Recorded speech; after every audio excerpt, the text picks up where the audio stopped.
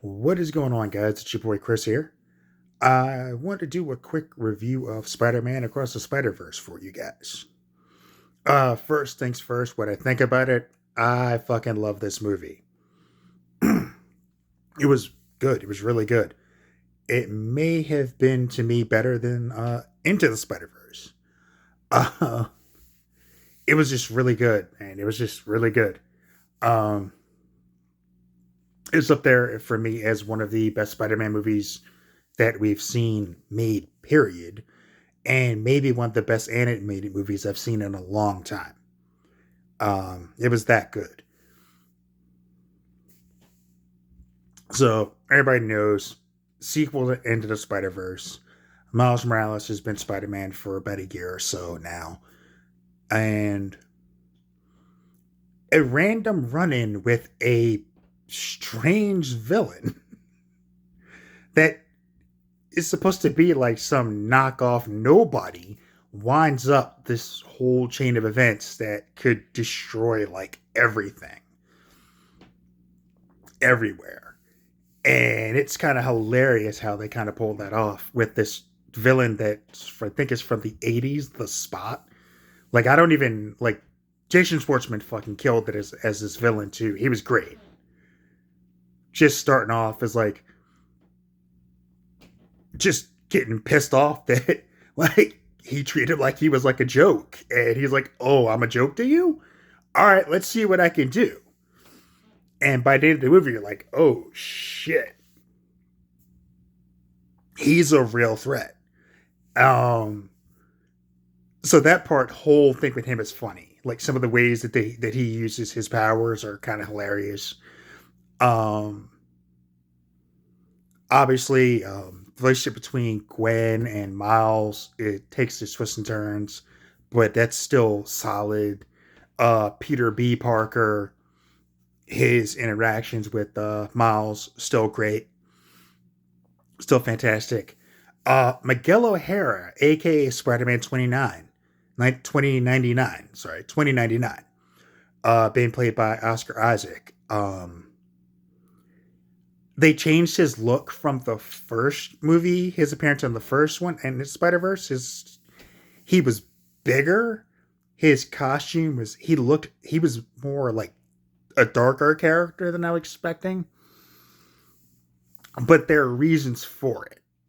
And he's just like I love that he was the one that all the other Spider people joke around and crack jokes, and he's the one that's like dead ass serious. So he's just like, I don't like he has no time for all the jokes and stuff. Like he just isn't that guy. And it was great. Um Spider-Man India was cool. Uh to me, the MVP of this movie was Spider Punk, played by Daniel Kaluuya, who I forgot is even British. I legitimately forgot he was a British actor. I feel like I disrespected that man by even saying that, but I forgot he was even British. He is amazing as Spider Punk. Absolutely amazing. Like he's literally my favorite part of this movie. Just him being this anti-establishment, like he's like telling Miles, like, bro, you gotta do this, you gotta do that. Sabzik can basically suck my like he's literally like just so anti-establishment. And it's hilarious how far he takes it. And he just goes for it, man. And he was great. And I loved him for it. Obviously, there's a third part coming beyond the Spider Verse. So the movie does end on a cliffhanger. It doesn't end on a cliffhanger. It's an amazing cliffhanger, and it all equates to the spider that bit Miles, and that's what makes it amazing. Um, Even how they made the spot, like it was hilarious how they kind of his origin story is hilarious as hell. Um, because it's just like the most random shit that caused him to become the spot. And him telling Miles, like, this is what you did to me. And he's like, what? He's like, no, and then this. Like, oh, okay. And now I get it. And then interactions between Miles and his parents, Gwen and his parents, Gwen and her dad. Um, like I said, all the interactions with the characters are really, really good. It's a much deeper movie. It's really, like I said, I can't say enough how good this movie was. Because I'm at T-Mobile, me and my family, we got the like it was like a ticket for $5. Would have gladly paid like full price for it. Just T-Mobile Tuesdays like hooked it up. So we were able to go to a Dolby screening for like $5, which is a steal. But this movie is worth like paying whatever the hell you can pay for it, like IMAX 3D, whatever. Go see this movie. You will not regret it. I cannot say enough how good this movie is. Like I said, the interaction between the various Spider characters is really good. The conflict between Miles and Miguel is really good. Um, the interactions with Peter and Gwen with Miles are all really good. Interactions with Miles and his parents are really good. Interactions with the Spot and Miles are hilarious. Like it's just great. Like they took what was already an amazing movie with the first one and upped everything in every possible way and made a fantastic movie. Um, I can't wait for Beyond the Spider Verse to come out.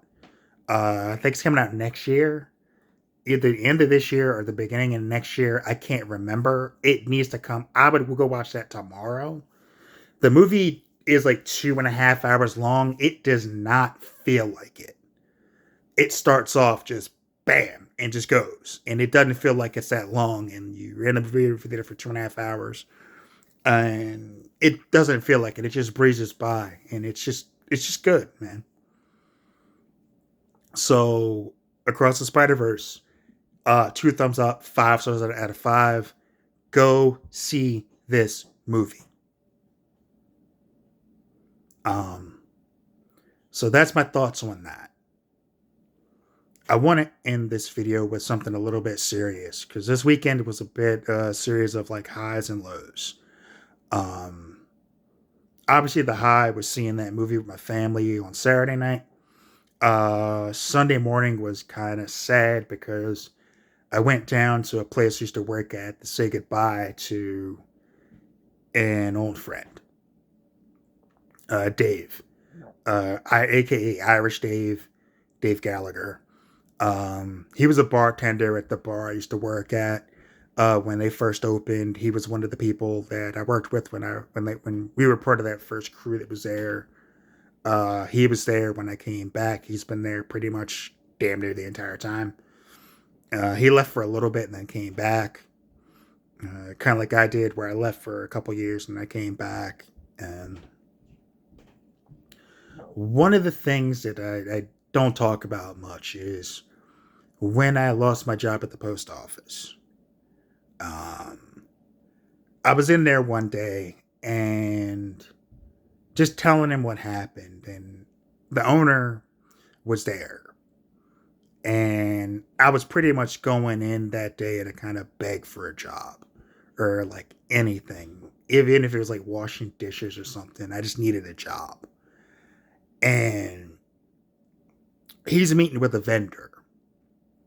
And before I can get a word out about my situation, Dave hops from behind the bar, says to the owner, Patrick, "Hey, Chris lost his job. We got anything for him?" And I just go, I was going to ask how your family was first, but yeah, man, if you got anything. And the next thing he says, without even blinking, "Hey, can you still work the door?" And I was like, "Hell yeah, man. Whatever you need." He was like, "Come down tomorrow, talk to Jeff and Terry." I was like, "All right," who were the managers at the time. I was like, "All right, cool." Went down the next day, talked to them, filled out the application. They went to put me in the system. They told me they never took me out from when I worked there before. "You start Friday." I was like, "Sweet." I was there for 4 more years. Um, the only reason I left that job was because my day job that I got after I started working there changed hours, and they were open too late for me to come down and really give them what I felt like they deserved as far as my ability to do the job that I was there to do. And I wanted to do right by them. So I left so they could find someone to do the job, work the door, it could actually put in the time and do it. But one of the things that I always did, because what Dave did for me that day, it showed me like the heart that he had.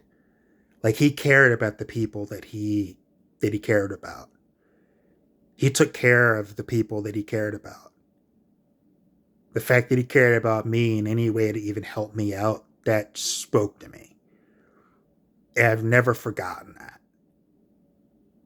And one of the things I always did because of that, when I had a friend that needed something, even if it's temporary, like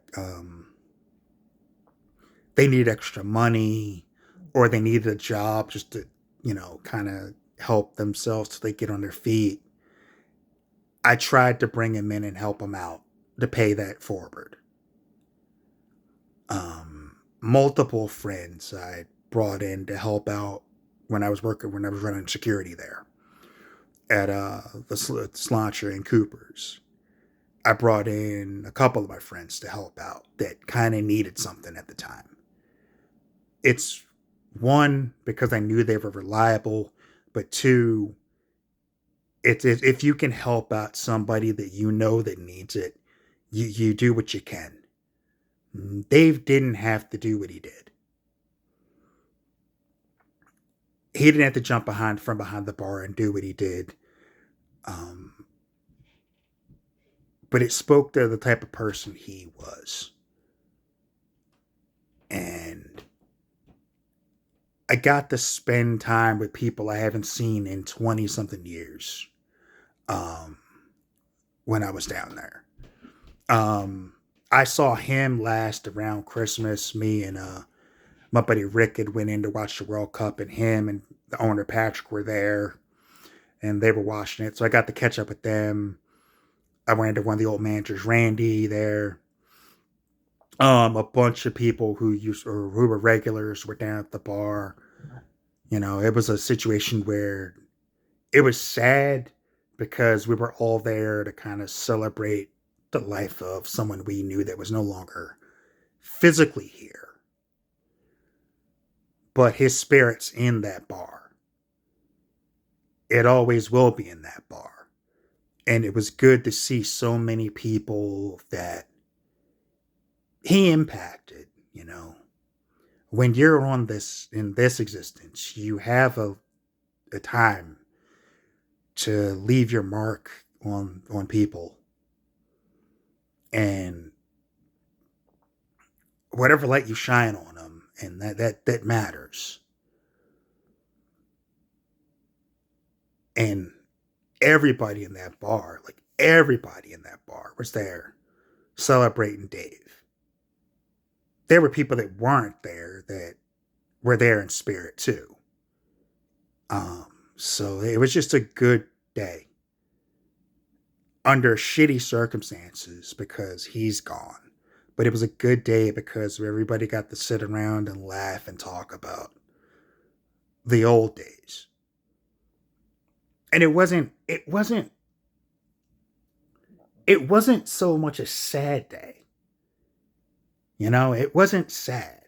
And that was kind of the good thing about it. I mean, it was sad. There were tears shed because, emotions were high and stuff, but it wasn't sad because everybody was just remembering the good times, telling stories about him, like when he would fall asleep on the benches out on the streets. And we're like, dude, what are you doing? I got to work in the morning. And it's like, dude, go in the bar and sleep upstairs on the second floor on one of the benches. What are you doing? Don't sleep out here. Someone will steal your wallet or something, you know?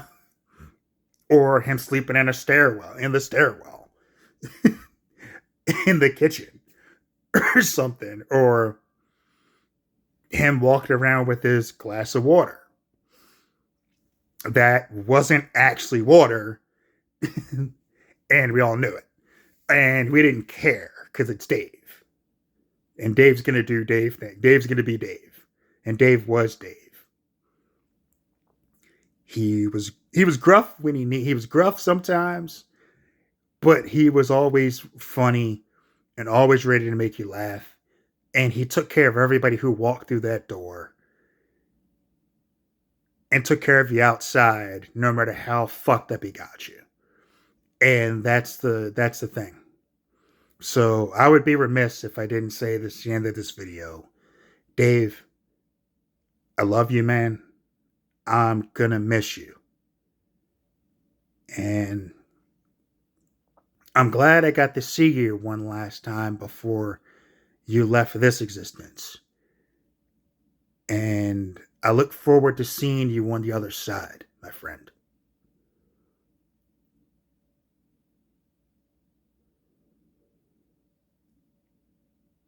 When you see me, know that I'll be waiting for you with arms wide open.